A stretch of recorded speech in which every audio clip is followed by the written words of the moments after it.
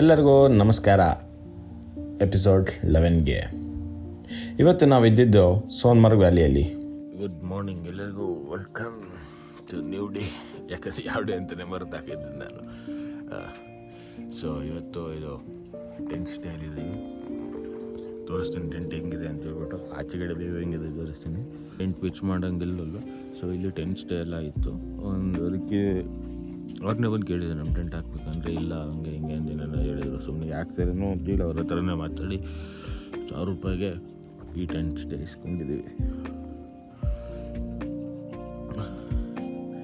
So view ಹೆಂಗಿದೆ ನೋಡಿ ಬನ್ನಿ. ಹೋಟೆಲು ನೋಡಿ, ಇದೆಲ್ಲ ಟೆಂಟ್ಗಳು ಇವ್ರು ಹಾಕಿರೋದು ಲೋಕಲ್ ಇರೋರು. ಸೊ ಇದೆಲ್ಲ ಟೆಂಟ್. ಗ್ಲಾಷಿಯರ್ ವ್ಯೂ ಪಾಯಿಂಟ್ ಅಂತ ಈ ಸ್ಟೇದ ಹೆಸರು. ವ್ಯೂ ನೋಡ್ರಿ ಹೆಂಗಿದೆ ಆಚೆ ಬಂದ ತಕ್ಷಣ.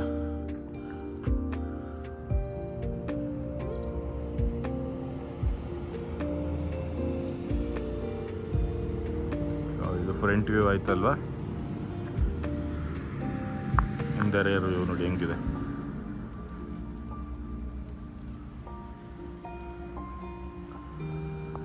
ಬೆಳಿಗ್ಗೆ ಎದ್ದ ತಕ್ಷಣ ರೆಸಿಪಿ ಬಿಸಿನೀರು ಕಾಯಿಸಿ ಚಿಕನ್ ನೂಡಲ್ಸ್ ಮಾಡಿದ್ದಾರೆ ಅವರು. ನಿಮ್ ತಿಂದ್ಬಿಟ್ರ ಬ್ರೋ? ಇಟ್ಟಿದ್ದೀನಿ ನೋಡಿ ಬ್ರೋ, ಅದೇ ನಂದು. ಇದು ನಿಮ್ದು? Okay okay. ನೋಡಿ ಆ ಕಡೆ ನಂದಂತೆ, ಈ ಕಡೆ ಇವ್ರದಂತೆ. ಇದು ಒಂದು ಸ್ವಲ್ಪ ಭಾಳ ನೀರು ಇಟ್ಟಿದ್ದಾರೆ. ಬಿಸಿ ತುಂಬ ತಣ್ಣಗಿದೆ, ಕುಡಿಯೋಕ್ಕೂ ಆಗ್ತಾ ಇದೆ. ಡೈಲಿ ಏನಂತ ಹೇಳ್ತಾರೆ, ಮಿಲೆಟ್ಸ್ ತಿನ್ನೋಕ್ಕಾಗಲ್ಲ ಅಂತ ಹೇಳ್ಬಿಟ್ಟು ಇವತ್ತು ಈ ಥರ ಡಿಫ್ರೆಂಟಾಗಿ ಟ್ರೈ ಮಾಡ್ತಾವ್ರೆ ಅಣ್ಣವರು. ಬನ್ನಿ ನೋಡೋಣ. ಬೆಳಿಗ್ಗೆ ಎದ್ದು ನಾನು ಫ್ರೆಶ್ ಆಗಿ ಬರೋ ಅಷ್ಟರಲ್ಲೇ ನಮಗೆ ಇಬ್ಬರು ಅತಿಥಿ ಸಿಕ್ಕಿದ್ರು. ಇವರು ಪಂಜಾಬಿಂದ ಇಲ್ಲಿ ತನಕ ಸೈಕಲಲ್ಲೇ ಬಂದಿದ್ದರು. ಸೊ ಇವನ್ನ ನೋಡಿ ನನಗೆ ತುಂಬ ಮೋಟಿವೇಟ್ ಆಗ್ತಾ ಇದ್ದೆ. ಯಾಕಂದರೆ ನಮ್ಮಂಥವ್ರಿಗೆ ಇಂಥವ್ರನ್ನೆಲ್ಲ ನೋಡಿದರೆ ಏನೋ ಒಂಥರ ಇವರು ಸಾಧನೆ ಮಾಡಿರೋ ಥರ ಫೀಲ್ ಆಗುತ್ತೆ. बढ़िया. हाँ आप बताओ कैसे हो? ठीक ठाक? बहुत बढ़िया. आप कैंपर वैन लेके आए हो? इसका है कैंपर वैन. मैं ट्रैवल व्लॉग्स करता हूँ, ये कैंपर वैन ट्रैक्स करता है. मगर मैं तो मोटो व्लॉग्स, बहुत मोटो व्लॉग्स का. ठीक है. इसका कैंपर वैन तो बढ़िया रहा सफर अब तक? हाँ, अभी तो कुछ प्रॉब्लम नहीं, ठीक ठाक चल रहा है. ठीक ठाक. ಅನ್ಕೊಂಡಷ್ಟು ಈಸಿ ಅಲ್ಲ. ನಾವು ಇದಕ್ಕೆ ಹೋಗಿ ಬರೋದೇ ತುಂಬಾ ಕಷ್ಟ ಅನ್ಸುತ್ತೆ. ಗಾಡಿಲಿ ಓಡಾಡ್ತಾ ಇರೋದೇ ನಾವು ಪದೇ ಪದೇ ಬ್ರೇಕ್ ತಗೊಂಡಿಲ್ಲ. ಅದೇ ಹೇಳಿದ್ನಲ್ವ, ನಾವು ಲಕ್ಸುರಿ ಮಾಡ್ತಾ ಇದೀವಿ. ಬಟ್ ಅವ್ರು ನೋಡಿ ಇದ್ರಲ್ಲಿ ಮಾಡ್ತಾ ಇದಾರೆ, ಮಳೆ ಇರುತ್ತೆ, ರೈನ್ ಕೋಟ್ ಹಾಕೊಂಡಿದ್ದಾರೆ. ಅವ್ರು ಸೈಕಲಲ್ಲಿ ಹೋಗ್ಕೊಂಡು ಎಷ್ಟು ಕಷ್ಟ ಆಗುತ್ತೆ ಅಂತ ನಾನು ಇನ್ನೊಂದ್ಸತಿ ತೋರ್ತೀನಿ. ಕೆಲವು ಪಾಯಿಂಟ್ ನಾನು ಈಗ ನೋಟ್ ಮಾಡಿದ್ದೀನಿ. ಬಟ್ ಈ ಥರ ಕಂಟೆಂಟ್ ಮಾಡೋರಿಗೆ ದಯವಿಟ್ಟು ಸಪೋರ್ಟ್ ಮಾಡಿ ಅಂತ ಹೇಳ್ತೀನಿ. ತುಂಬ ಇಂಪಾರ್ಟೆಂಟ್ ಆಗುತ್ತೆ. ಯಾಕಂದರೆ ಈ ಥರ ಮಾಡೋದಿದೆಯಲ್ಲ, ಇದಕ್ಕೆಲ್ಲ ಹೇಳ್ತಾರಲ್ಲ ಕನ್ನಡದಲ್ಲಿ ದಮ್ ಬೇಕು. ನಿಜವಾಗ್ಲೂ ನಮ್ದ್ರಲ್ಲಿ ಕನ್ನಡದಲ್ಲಿ ಸುದರ್ಶನ್ ಸಂಚಾರಿ ಮಾಡ್ತಾರೆ. ಬೈ ದಿಲ್ से आप दोनों का बधाई. तो आप दोनों आपका भी कैंपर वैन हमको बहुत अच्छा लगा. लाइक सब्सक्राइब कर देना प्लीज. ಅಣ್ಣವ್ರಿಗೆ ಈಗ ಯಾರೋ ಬಂದು ವಾಲೆಟ್ಸ್ ತಂದು ಕೊಟ್ಟರು.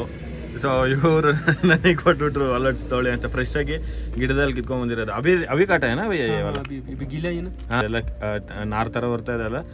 ಸೊ ಇದೆಲ್ಲ ನೋಡ್ತಾ ಇರೋದು ನೀವು, ನಾರ್ ಥರ ಎಲ್ಲ ಬರ್ತಾ ಇದೆ. ಇದು ಇನ್ನ ಫ್ರೆಶ್ ಆಗಿ ಮಾಡಿದ್ದಾರೆ, ಕಿತ್ಕೊಂಡ್ಬಂದಿರೋದು ಅಂತ ಹೇಳ್ತಾ ಇದ್ದಾರೆ ಅವರು. ಥ್ಯಾಂಕ್ ಯು ಭಯ್ಯ. ಇವ್ರನ್ನೆಲ್ಲ ಒಂದು ಸಲ ಮಾತಾಡಿಸಿ ನಾವು ನಮ್ಮ ಪಯಣದತ್ತ ಸಾಗಿದೆವು.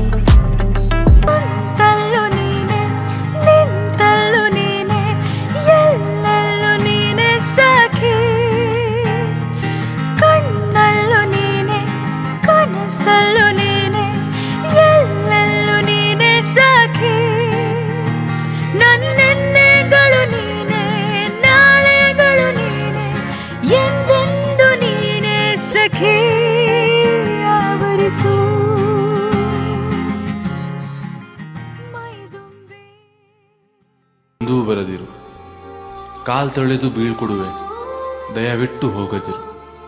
ನೆನಪಿನ ಬುತ್ತಿ ನಾ ಸುಡುವೆ, ನನ್ನನ್ನು ಮರೆಯದಿರು. ನನ್ನ ಹೃದಯ ತುಕ್ಕು ಹಿಡಿದಿದೆ, ಬದಲಿ ಹೃದಯ ನಿನ್ನದು ಕೊಡು. ನನ್ನ ಪ್ರೀತಿ ಸಾವಿನ ಗೋರಿಗೆ ನಿನ್ನ ಹೆಸರಿಡುವೆ. ನಮಗೆ ಫಸ್ಟ್ ಸಿಕ್ಕಿದ್ದು ಜೋಜಿಲಾ ಪಾಸ್. ಜೋಜಿಲಾ ಪಾಸಲ್ಲಿ ಡ್ರೈವ್ ಮಾಡೋಕ್ಕೇನು ತೊಂದರೆ ಆಗಿರಲಿಲ್ಲ. ಆದರೆ ಇಲ್ಲಿನ ವೆದರ್ ಮಾತ್ರ ತುಂಬ ಚಳಿ ಉಂಟು ಮಾಡ್ತಾಯಿತ್ತು. ಹಾಗೂ ನಮಗೆ ಗೇಟ್ ವೇ ಆಫ್ ಲದಾಖ್ ಅಂತ ಕರೆಯೋ ಊರಲ್ಲಿ ಸ್ವಾಗತ ಮಾಡ್ತಾಯಿತ್ತು.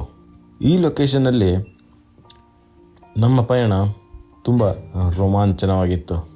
ಇಲ್ಲಿ ನಾವು ನೋಡಿದ ಪ್ರತಿ ನೋಟ, ಪ್ರತಿ ದೃಶ್ಯ ಅಮೂಲ್ಯವಾಗಿತ್ತು.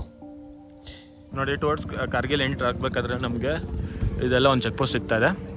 ಸೊ ಈ ಚೆಕ್ ಪೋಸ್ಟಲ್ಲಿ ಅಲ್ಲಿ ನಮಗೆ ಸಂಜೆ ಆದಮೇಲೆ ಬಿಡೋದಿಲ್ಲ ಟುವರ್ಡ್ಸ್ ಜೋಜಿಲಾ. ನಾರ್ಮಲಾಗಿ ಆ ಕಡೆ ಸೈಡಿಂದ ಬರೋರಿದ್ದರೆ ಓಕೆ ಬಿಡ್ತಾರೆ. ಬಿಕಾಸ್ ಆ ಕಡೆ ಸೈಡ್ ಜೋಜಿಲಾ ಪಾಸ್ ಇರೋದ್ರಿಂದ ಒಂದು ಸ್ವಲ್ಪ ಡೇಂಜರ್ ಆಗಿರೋದ್ರಿಂದ ಸೋನ್ಮಾರ್ಗ್ ಟುವರ್ಡ್ಸ್ ಯಾರಾದರೂ ಲೇಯಿಂದ ಸೋನ್ಮಾರ್ಗ್ ಬರ್ತಾಯಿದ್ರೆ ರಾತ್ರಿ ಆದಮೇಲೆ ಬಿಡೋದಿಲ್ಲ. ಆ್ಯಂಡ್ ಯಾರಾದರೂ ನೆಕ್ಸ್ಟ್ ಮಾರ್ಚ್, ಏಪ್ರಿಲ್, ಮೇ ಆ ಟೈಮಲ್ಲಿ ಬಂದರೆ ಒನ್ ವೇ ಟ್ರಾಫಿಕ್ ಇರುತ್ತೆ. ಸೊ 6:30 to 11:30 ಮಾತ್ರ ನಿಮಗೆ ಈ ಸೈಡ್ ಹೋಗಿಬಿಡ್ತಾರೆ ಟುವರ್ಡ್ಸ್ ಸೋನ್ಮಾರ್ಗ್.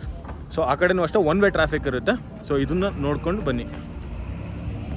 ನೆಕ್ಸ್ಟ್ ಈ ಊರನ್ನು ದಾಟಿ ನೆಕ್ಸ್ಟು ನಾವು ಸಾಗಿದ್ದೆವು ನಮ್ಮ ಸೈನಿಕರು ಹುತಾತ್ಮರಾದ ಸ್ಥಳಕ್ಕೆ.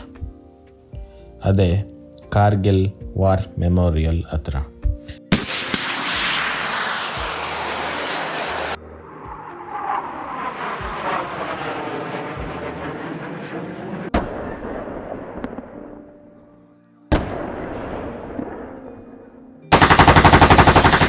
ಸೊ ಕಾರ್ಗಿಲ್ ವಾರ್ ಮೆಮೋರಿಯಲ್ಲಿ ಎಷ್ಟು ಸೈನಿಕರು ನಮ್ಮ ದೇಶಕ್ಕಾಗಿ ಪ್ರಾಣ ಬಿಟ್ಟಿದ್ದಾರೋ ಆ ಎಲ್ಲ ಸೈನಿಕರದ ವಾರ್ ಮೆಮೋರಿಯಲ್ ಇತ್ತು. ಸೊ ನಮ್ಮ ದೇಶದ ಭವಿಷ್ಯಕ್ಕಾಗಿ ಮತ್ತು ನಮ್ಮ ಎಲ್ಲರ ಭವಿಷ್ಯಕ್ಕಾಗಿ ಅವರ ಪ್ರಾಣನ ತ್ಯಾಗ ಮಾಡಿರೋ ಸೈನಿಕರಿಗೆ ನನ್ನ ಕಡೆಯಿಂದ ಒಂದು ನಮನ. ಸೊ ಇದೆಲ್ಲ ಮುಗಿಸಿ ಇಲ್ಲಿಗೆ ತುಂಬ ಸಮಯ ಆಗಿತ್ತು. ಸೊ ಆ ಕಾರಣದಿಂದಾಗಿ ನಾವು ಇಲ್ಲೇ ಒಂದು ಹೋಮ್ ಸ್ಟೇಯಲ್ಲಿ ಉಳ್ಕೊಂಡ್ವಿ. ಮತ್ತೆ ನಾಳೆ ಸಿಗುವ. ಗುಡ್ ಬಾಯ್. ತುಂಬ ಚೆನ್ನಾಗಿದೆ, ಫ್ರೆಂಡ್ಲಿ ಜನ. ಇದು ಫುಲ್ ಟೋಟಲ್ ಇವ್ರದ್ದೊಂದು ಮನೆ, ಇದನ್ನು ಹೋಮ್ ಸ್ಟೇ ಕನ್ವರ್ಟ್ ಮಾಡಿದ್ದಾರೆ. ನೋಡಿ, ನಮಗೆ ತುಂಬ ಚಳಿ ಆಗುತ್ತೆ ನಮಗೆ ಅಂತ ಹೇಳಿಬಿಟ್ಟು ಇದು 2 ಬೆಡ್ ಸೆಪ್ರೇಟ್ ಇದೆ. ನೋಡಿ, ನಾವು ಅದಕ್ಕೆ ನಾನು ಬೆಳಗ್ಗೆನೂ ಟೆನ್ ಸ್ಟೇದ್ ನಾನು ಬೇರೆ ತೋರಿಸಿದ್ದು, ಹಿಂಗೆಲ್ಲ ಹರಡ್ಕೊಂಡು ಕೂತಿರ್ತೀವಿ. ಸೊ ಹಿಂಗೆ ಹರಡ್ಕೊಂಡು ಕೂತಿರೋದು ನಾವು. ನಾನು ಏನಕ್ಕೆ ರೂಮ್ ಟೂರ್ ಕೊಡಲ್ಲ ಅಂತಂದರೆ, ಅದೇ ಬೆಳಗ್ಗೆನೂ ಟೆನ್ ಸ್ಟೇಲ್ ಮಾಡಿದೆ ಅಂದರೆ ನೋಡಿ ಈ ಥರ ಹರಡ್ಕೊಂಡು ಕೂತಿರ್ತೀವಿ. ಹರಡ್ಕೊಂಡು ಕೂತಿರೋದ್ರಲ್ಲಿ ಎಲ್ಲ ಕಡೆಗೂ ಫುಲ್ ಹರಡಿರ್ತೀವಿ. ಇವ್ರು ನಮ್ಮ ಚಳಿ ನೋಡೋಕ್ಕಾಗ್ದಿರೋ ಒಂದು ಹೀಟ್ರ್ ಕೂಡ ಕೊಟ್ಟಿದ್ದಾರೆ, ಅದು ಫ್ಯಾನ್ ಥರ ತಿರುಗ್ತದೆ ಆರಾಮಾಗಿ. ನೋಡಿ ಇಲ್ಲಿ ಫೈಲ್ ಯಾವಾಗಲೂ ನಡೀತಾ ಇರುತ್ತೆ, ಅದಕ್ಕೆ ನಾವು ಹಿಂಗೆ ಹರಡ್ಕೊಂಡಿರ್ತೀವಿ. ಹಿಂದಕ್ಕೆ ಬಾ ಜಲ್ದಿ. ಟಾಯ್ಲೆಟ್ ಕೂಡ ತುಂಬ ಚೆನ್ನಾಗಿದೆ, ನೀಟಾಗಿ ಮೇಂಟೈನ್ ಮಾಡಿದ್ದಾರೆ. ಮನೆ ಆಗಿರೋದ್ರಿಂದ ಫುಲ್ ಲೇಡೀಸ್ ಎಲ್ಲ ಕ್ಲೀನಾಗಿ ಇಟ್ಕೊಂಡಿದ್ದಾರೆ. ಗೀಝರ್ ಇದೆ, ಇಂಡಿಯನ್ ಟಾಯ್ಲೆಟ್ ಸಿಸ್ಟಮು. ರಿಯಲಿ ರೆಕಮೆಂಡಬಲ್ಲು. ರೋಡಿಂದ ಸ್ವಲ್ಪ ಒಳಗಡೆ ಇದೆ. ಸೊ ಇದು ಓವರಾಲ್. ನಿಖಿಲ್ ಇನ್ನೂ ಹೀಟ್ರ್ ಮುಂದೆ ಡ್ಯಾನ್ಸ್ ಆಡ್ತಾನೇ ಅವರಪ್ಪ. ಸೊ ಇವಾಗ ಊಟ ಎಲ್ಲ ರೆಡಿಯಾಗಿದೆ. ನಮಗೆ ಕೇಳಿದ್ದಕ್ಕೆ ಪರ್ಟಿಕ್ಯುಲರ್ ಕೊಟ್ಟಿದ್ದು. ನೋಡಿ, ಇದು ಈ ಏರಿಯಾ ಬಂದು ಒಂಥರ ಲಿವಿಂಗ್ ರೂಮ್ ಥರ. ಇನ್ನೂ ಸುಮಾರು ರೂಮ್ಗಳಿದೆ. ಒಂದು ಫ್ಯಾಮಿಲಿ ಎಲ್ಲ ಬಂದ್ರೂ ಫುಲ್ಲು ಒಂದು 10 ಫ್ಯಾಮಿಲಿನೂ ಅಕಾಮಿಡೇಟ್ ಮಾಡ್ಬೋದು ಇಲ್ಲಿ. ನೋಡಿ, ಅವ್ರು ನಮಗೆ ಇದು ಸಿಟ್ಟಿಂಗ್ ಏರಿಯಾ, ಡೈನಿಂಗ್. ಅವ್ರು ನಮಗೆ ಊಟ ಮಾಡಿಕೊಟ್ಟಿರೋದು. ರೈಸ್ ರೆಡಿ ಇದೆ, ದಾಲ್ ಇದೆ. ಇದು ನಮಗೋಸ್ಕರ ಅಂತ ಚಿಕನ್ ಮಾಡಿ ಸೆಪ್ರೇಟಾಗಿ ಮಾಡಿಕೊಟ್ಟಿರೋದು. ಈಗ ಬನ್ನಿ ಊಟ ಮಾಡೋಣ. ಊಟ ಮಾಡ್ಕೊಂಡು ನೋಡಿ, ಫ್ರೆಶ್ ಆಗಿದೆ. ನೀವು ತಿನ್ನಲ್ಲ ಬ್ರೋ? ನೋಡಿ ಇಲ್ಲಿ ನೋಡಿ, ತೆಗ್ದ್ಬಿಟ್ಟು ತಾನೇ ತಿನ್ಕೊಂಡು ತಿಂತಿರಲ್ಲ, ನೀವು ತಿನ್ನಲ್ವಲ್ಲ ಅಂತ ಅವರೇ ಡಿಸೈಡ್ ಆಗ್ತಾವ್ರೆ. ಸ್ವಲ್ಪ ಕೊಟ್ಟರು ಸ್ವಲ್ಪ ವಿಷ ಗೊತ್ತಾಗಲ್ಲ. ಅದು ಮಾಮೂಲಿ ಇರುತ್ತೆ, ಕೈಗೆ ಇರುತ್ತೆ. ಯಾಕಂದರೆ ಒಣಗಿಲ್ವಲ್ಲ, ಹಸಿ ಸಿರಿಂದ ನೋಡಿ ಕೈ ಫುಲ್ ಹೊಡೆಯುತ್ತೆ ಸ್ಟಾರ್ಟಿಂಗಲ್ಲಿ.